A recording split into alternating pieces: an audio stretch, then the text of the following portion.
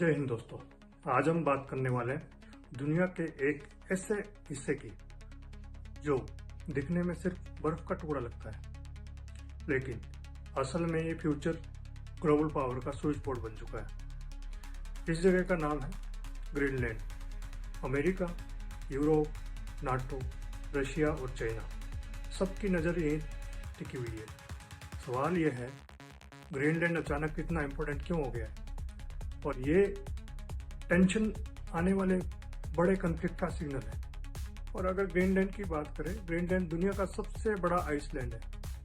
Area लगभग 21.6 lakh square kilometre, population सिर्फ 55 से 56 हजार। और स्टेटस की बात करें, डेनमार्क के अंदर ऑटोनोमस टेरिटरी है, यानी जमीन बहुत ज़्यादा, लोग बहुत कम, और लोकेशन दुनिया की सबसे सेंसिटिव जगह पर।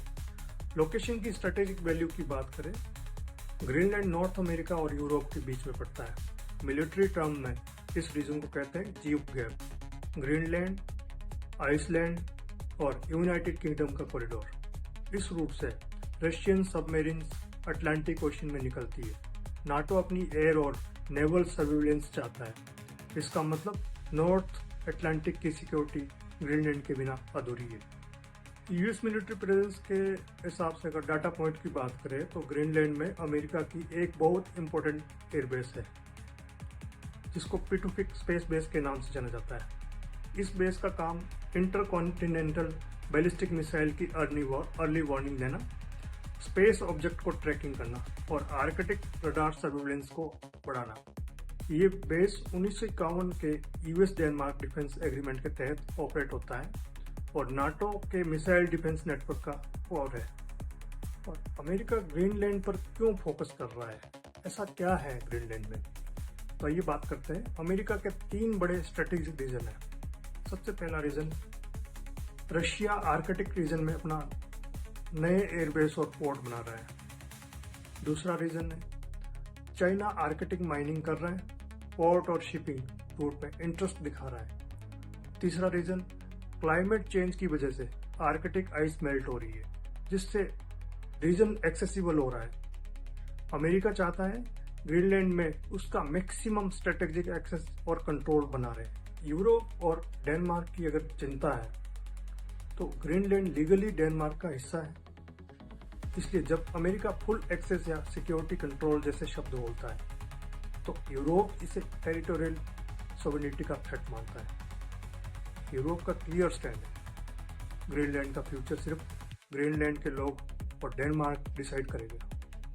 नाटो एलाई होने का मतलब टेरिटरी गिव अप करना नहीं होता है। इसी वजह से यूरोप ओपनली ग्रीनलैंड के सपोर्ट में खड़ा दिख रहा है।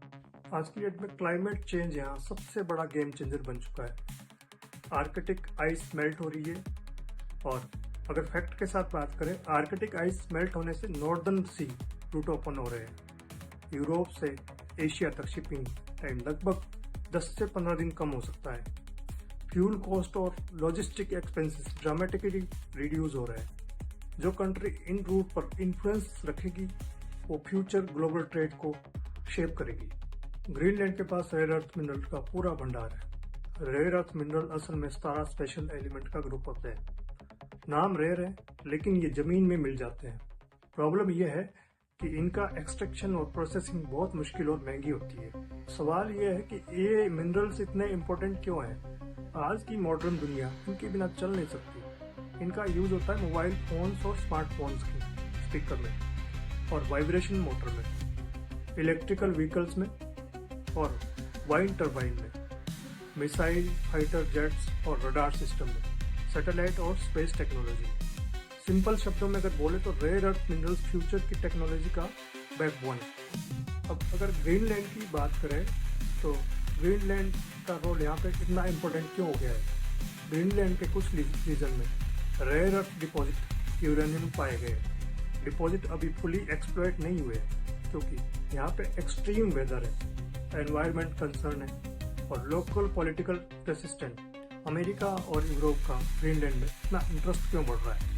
अमेरिका और यूरोप चाहते हैं चाइना की मोनोपोली रेयर अर्थ मिनरल पे कम हो जाए, डिफेंस और clean energy supply chain secure की जाए फ्यूचर टेक पर स्ट्रेटेजिक कंट्रोल बना रहे हैं। इसलिए ग्रीनलैंड के मिनरल्स सिर्फ माइनिंग इशू नहीं है बल्कि नेशनल सिक्योरिटी इशू बन चुके हैं। हम बात करें क्या वर्ल्ड वॉर 3 का रिस्क है? सच ये है अभी वर्ल्ड वॉर 3 शुरू नहीं हो रही है, लेकिन ये भी सच है ग्लोबल पावर राइवलरी बढ़ चुकी है। आर्कटिक अगला जियोपॉलिटिकल बैटलफील्ड बन रहा है। Resources, routes, radar future wars का बेस होंगे। ग्रीनलैंड सिर्फ एक आइसलैंड नहीं है, ये फ्यूचर ग्लोबल पावर पॉलिटिक्स का सिग्नल है। धन्यवाद। जय हिंद।